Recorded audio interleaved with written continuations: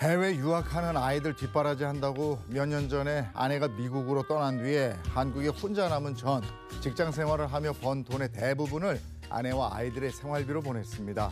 고시원에 살며 최소한의 돈으로만 생활하는 저를 보고 주변 사람들은 그렇게 헌신하다 헌식자처럼 버려진다고 한 소리들 했지만 사랑하는 가족들을 위해서 이 한 몸 희생하는 건 아무렇지 않았습니다.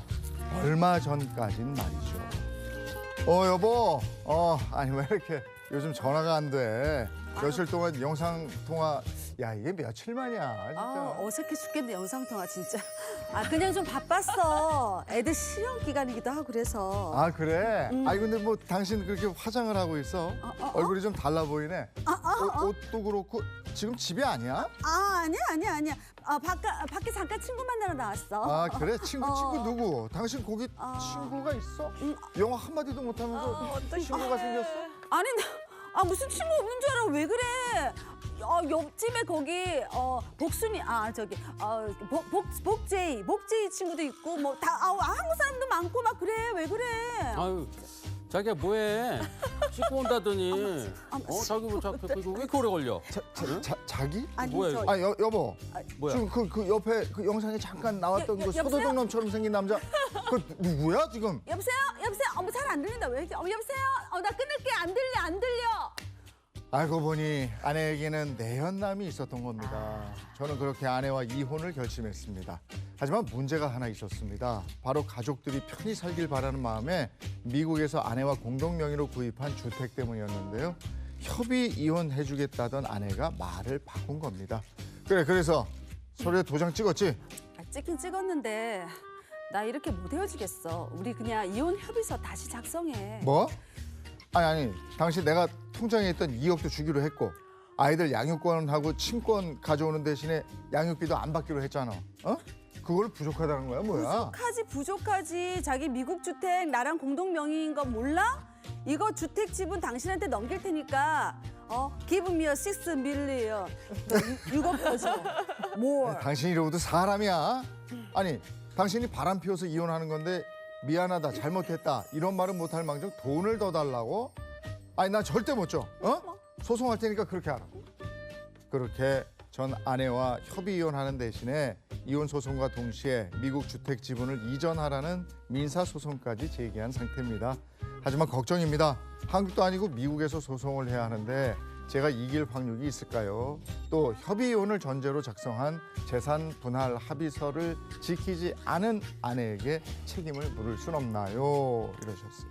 와, 6억을 더 달래. 예. 6억. 야, 이건 이제 애써 그랬는데 그렇죠. 이건 배신당한 기분. 맞아요. 예? 이거 자세한 사연을 좀 들어보죠. 네, 이 사연이 어떻게 된 거냐. 40대 남성 A씨 사연인데요. 이 A씨가 어린 시절 공부를 너무 하고 싶었지만 그러지 못했던 아픈 사연이 있어서 이제 내 아이들만큼 공부를 잘 시키겠다. 그래서 드디어 아내와 아이들이 함께 미국으로 공부를 하도록 그렇게 유학을 보내게 됩니다. 그때가 바로 5년 전이었어요. 안정적으로 가족들이 살 수 있도록 미국의 주택까지 아내와 공동 명의로 구입을 하게 됩니다. 근데 애들이 크고 나서 각자 기숙사로 들어가게 돼요. 네. 그러면서 아내가 그때부터 어떤 남성과 어울리기 시작합니다.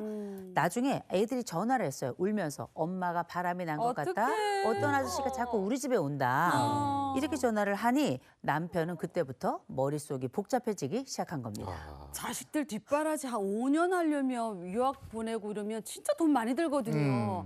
근데 그렇게 돈을 보냈는데 아내는 미국 가서 바람을 피웠다? 진짜 바람 피운 거 맞아요, 근데? 안타깝게도 정말 아내는 다른 남자와 바람을 피웠습니다. 아유. 바람을 피우고 나서 이혼을 이제 결정하게 되는데 3가지 조건을 걸게 돼요. 그 첫 번째 조건이 뭐였느냐? 아이들의 친권과 양육권은 아버지로 정한다. 두 번째, 아내에게 양육비를 청구하지 않는다. 그리고 세 번째, 아내는 계좌에 있는 2억을 갖되 미국 주택 지분을 양도한다. 이 3가지에 이 아내도 이혼 협의서에 도장을 찍고 인감증명서까지 첨부한 다음에 협의 이혼을 신청하게 됩니다. 그렇게 잘 마무리되나 싶던 어느 날 갑자기 아내가 돈을 더 달라고 이혼 합의서의 변경을 신청하게 돼요. 그랬더니 남편이 싫다 이렇게 거부를 합니다. 이혼 소송에 대해서 아내가 새로운 시작을 걸게 되는데 그게 바로 뭐냐. 미국에 있는 부동산 지분을 이전하는 대가로 6억을 더 달라라고 다시 말하게 된 겁니다. 결국 이 남편은 그렇게 해줄 수 없다라고 이야기하고 이혼 소송과 함께 민사 소송을 제기하게 된 겁니다. 야, 이 남편 입장에서는 아내의 외도 때문에 이혼을 하게 되고 가정이 깨지는 건데 이래서 이거를 돈을 몇 억을 주면서 이거는 아니다 싶은 거죠. 이게 지금 기러기 아빠잖아요. 상담하면서 이런 얘기 많이 듣습니까? 우리가 지금 귀걸이가 아니죠. 기러기죠. 기러기 아빠를 기러기 아빠. 전문적으로는 분리 비동거 가족이라고 부릅니다. 떨어져 있고 같이 동거하지 않는 가족이다 이렇게 부르는데 이런 분리 비동거 가족, 일명 기러기 아빠들의 사연은 진짜 아프고 또 아플 수밖에 없어요. 한때 어마어마하게 조기 유학을 많이 보냈고 맞아요. 이때 배우자들과 함께 아이들은 떠나가고 아버지는 집도 이미 다 새 주거나 아니면 팔고 본인은 굉장히 작은 집에 살던 이런 경우들이 많았는데 한 집이 아빠가 애들이랑 애 엄마랑 같이 캐나다로 보내고요. 이 아빠는 고시원에서 지냈습니다. 그런데 이 고시원에서 지내니까 6년을 지냈어요.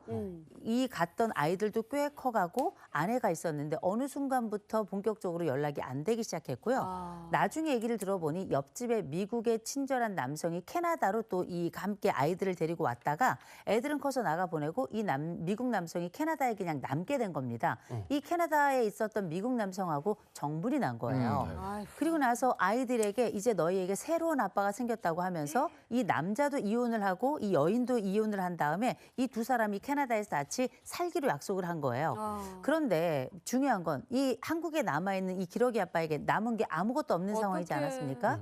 이 기러기 아빠가 자살 시도를 한 거예요. 아주 극단적 시도를 하면서 고통 속에 우울증에 살아가고 술로 인생을 살아가다 결국 상담 현장에 왔는데 이분이 이야기하는 겁니다. 나는 내 아이들과 함께 살 생각에 모든 것을 다 포기하고 내 인생 모든 것을 다 내놨다. 이제 나에겐 아무것도 남은 것이 없으니 나에겐 이제 끝만 남았다. 이리 말씀하시는 분을 2년 반을 상담을 해서 이 남편 다시 살아났고요.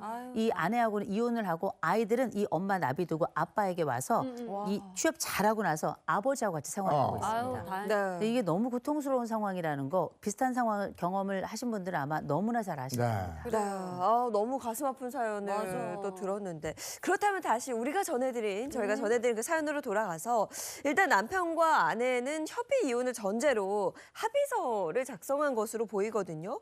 근데 여기에는 재산 분할 역시 좀 합의가 된 걸로 보입니다. 이게 효력이 있을까요? 일단 이 사건에서는 일단 합의를 해놓고 네. 아니 왜 갑자기 말이 바뀌냐, 왜 돈을 더 달라고 하느냐, 이제 이런 부분이잖아요.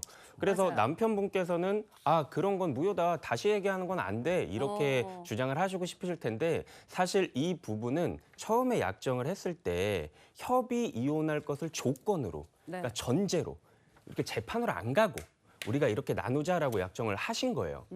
그러니까는 협의혼이 전제로 조건으로 설정을 해놓은 게 만약에 그 조건이 성취되지 않는다면, 그러니까 협의 이혼으로 가지 않는다면, 결국에 재판상 이혼으로 간다면 이전에 했었던 합의는 효력이 없어요.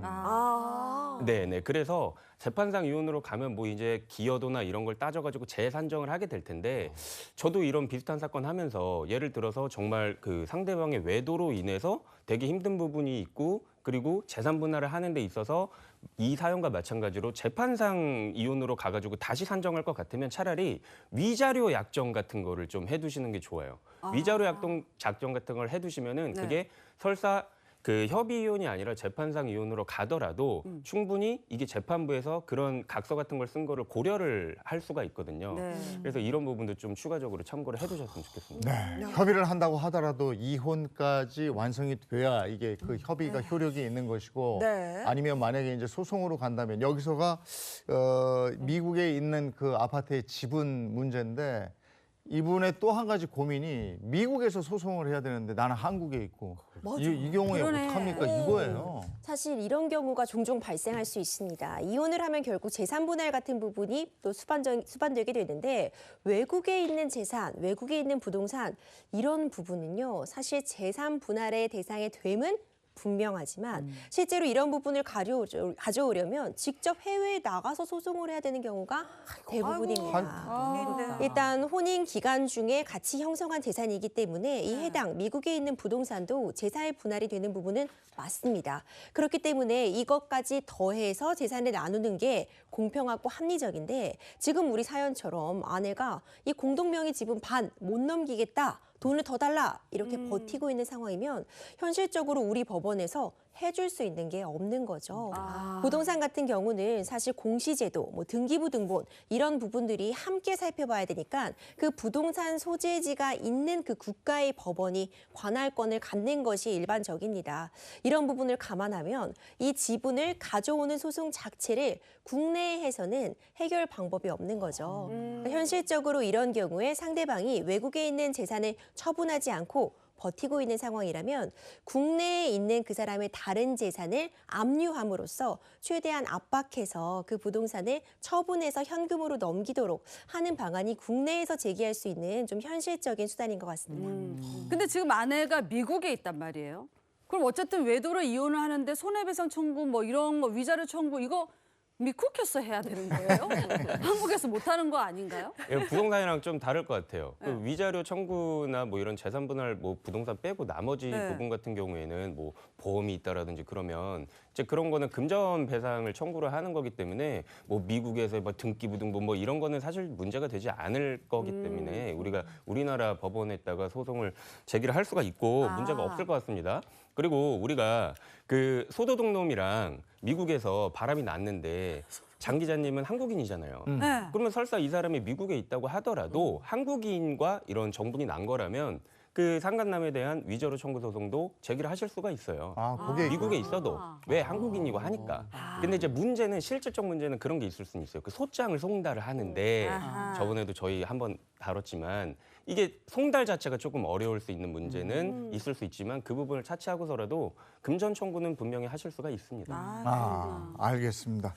오늘 그 법이 알고 싶다 여기까지 하겠습니다. 두 분 변호사님 고맙습니다. 고맙습니다.